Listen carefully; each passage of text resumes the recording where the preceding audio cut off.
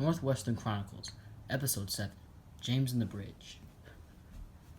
James the Red Tender Engine pulled into the fourth platform and coupled to the express coaches. "Ah, nothing like pulling the express," he said. "Wait, what are you doing here?"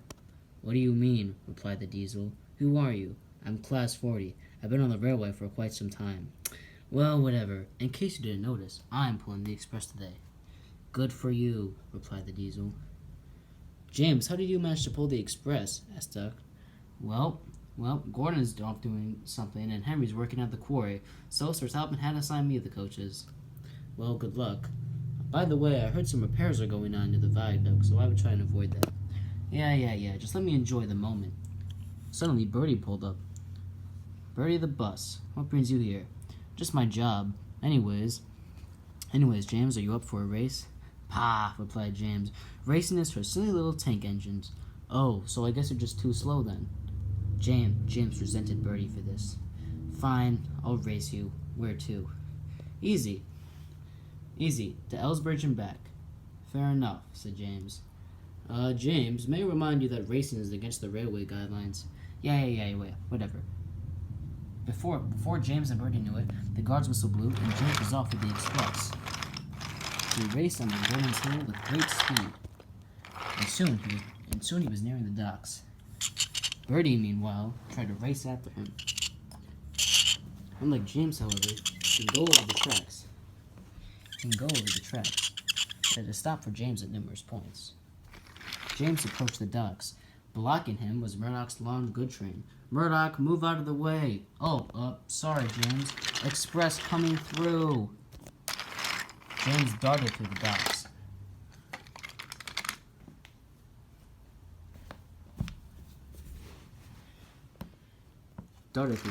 With great ease.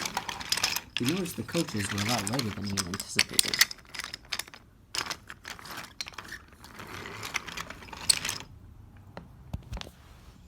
As he went up the bridge, Bertie was close behind, nearing his tail.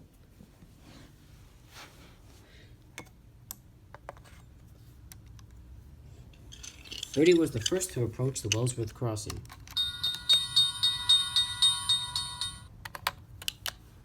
James had to stop completely for Bertie. Signalman! "Oh, sorry," said the signalman. Finally, James was allowed to go.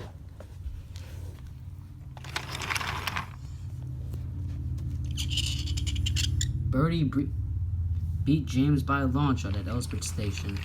"Pah," said James. "Well, you've beat me this round, but we still have to get back to Knapford." "So be it then," said Bertie. "Well, I'm off. You already have your passengers?" But before he could reply, Bertie was off. "I have to beat him." "Okay, calm down, James. This is your first time pulling the express in a long time." Before the guard's whistle barely blew, and James darted out of Ellsbridge Station. The engines of the shed were discussing the new developments with James and the express, when suddenly a red blur darted past the sheds. What was that all about?" cried Gordon. "I think that was James with the express." "James with the express? That's weird," said Spencer. Interesting." Not just behind the sheds, Bertie was roaring to life as he followed James closely.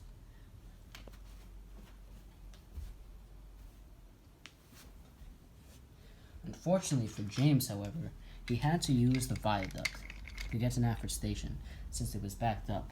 The viaduct was introduced a few years ago by Sir Topham Hatt after an old wooden bridge collapsed violently on one of the engines. To prevent this, he built a brand new viaduct. "Fine, I guess I'll have to use the viaduct," said James. He went up the viaduct with great ease. The coach was sliding across the rails. Not too far behind, though, was Bertie, who didn't have to use the rails, obviously, and thus weaved in and out of the viaduct with great ease.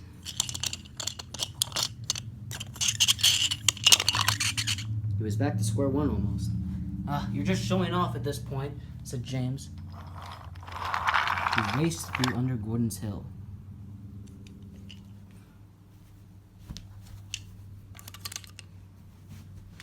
Meanwhile, on the other side of the viaduct, work had begun. So Top and Hat had issued that the final part of the viaduct be reevaluated and repaired so that accidents don't occur. Okay, let's begin work. The road vehicles and engines near the viaduct were just going to begin work when they heard a familiar sound. Is that James's whistle? It was, and around the bend he came. Wah! Cried James. One of the support beams broke as it was weakened, causing James to collapse prematurely, and the coaches followed suit. It was a disaster. James, what have you done? Cried the Fat Controller. Meanwhile, Bertie roared by, completely unharmed. The Soto Railway repair, Terrence, Trevor, Mavis, Byron, and everyone else was shocked at the scene. What have you done, James? I thought if I used the viaduct, I could avoid the backup at Nafford Station. Bertie had beat me. Beat you? James, were you racing? Maybe. Racing is strictly prohibited on Sodor. And look at the chaos you've caused. Thankfully, one of the passengers stepped out. Everyone's fine in here, somehow. But I probably won't be riding the express again. And he just walked away. Well, great job, James. You lost me another paying customer. Sorry, sir, said James. Well, one thing's for certain, James, continued the Fat Controller. You won't be pulling the express for a long time, and I think you know why. And James had to agree.